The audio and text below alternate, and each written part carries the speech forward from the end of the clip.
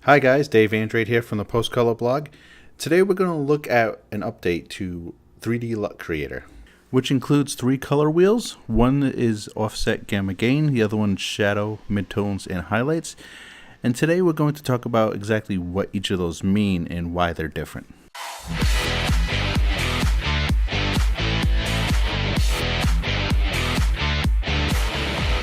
So we're here in 3D LUT Creator, so what I'm going to do is come over to curves. On the left hand side I'm going to choose SMH, which is the shadow, midtones, and highlights. And then I'll go ahead and select these 2 options up here. I'll click on where it says rings, and now you can see the 3 wheels. So let's go ahead and move the shadows. Now as you can see, when we move the shadows, it affects everything, including the blacks. You can see how the blacks turn that orange. Now if we move the highlights, you can see how it moves to magenta. Let's go ahead and move the midtones, and everything moves towards the blue. Of course, we can make the adjustment in the middle here. You can shift the colors left and right. As you can see in that middle bar there, there's more and less of a certain color. And we can also affect the range. As you see, if I slide this a little bit to the left, the blacks will start to creep in. And of course, if I slide this part from the right to the left, the whites will start creeping in. So let's go ahead and reset that. Now we're going to go to 3-way. Now if you notice, if I slide this all the way to the corners, the whites stay white and the blacks stay black if I'm adjusting the gamma. So let's go ahead and reset that. Now if I do the same with the lift, the same thing happens. As you can see, the whites and blacks aren't affected. If I come to the offset, it's not exactly the same. You can see how the blacks are being adjusted, especially in that green and blue area. Now another way that we can visualize this is by looking at the analyzer within 3D LUT Creator. Basically what this will show is the curves that we're adjusting. It's not showing the curves of the image, it's showing the adjustments that we're making. So let's go ahead and pull up the analyzer. And as you can see, on the left hand side is the blacks, and the right hand side is the whites. So let's go ahead and come here to the left. And you can see when I drag it to red, the red goes towards the top, the bottom, and all the colors get adjusted accordingly depending on which color I choose.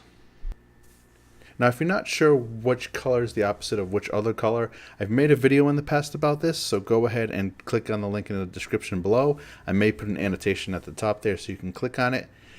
It's along the lines of blue being the opposite of yellow, green being the opposite of magenta, things like that. Now as you can see with the gamma, it's a much more intense adjustment. But the whites are white and the blacks are black, as you can see in the top and bottom, and also by the boxes at the bottom there. And even if we were to adjust the gain, you can see that nothing really changes. Black stay black, white stay white, and those numbers don't move. Now if we adjust the offset, that's when you start to see a couple different things change. No longer are the blacks just staying at 0. And you can see this represented on the graph.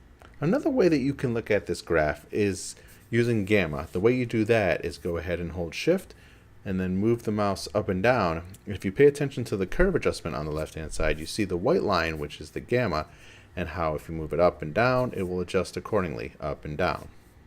Now an important thing to note here is, as we already discussed, the gamma and the gain won't move the corner points of that square graph that you see there.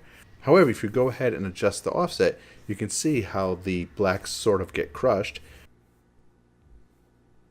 So what does this all mean, and how can we apply this in a practical sense?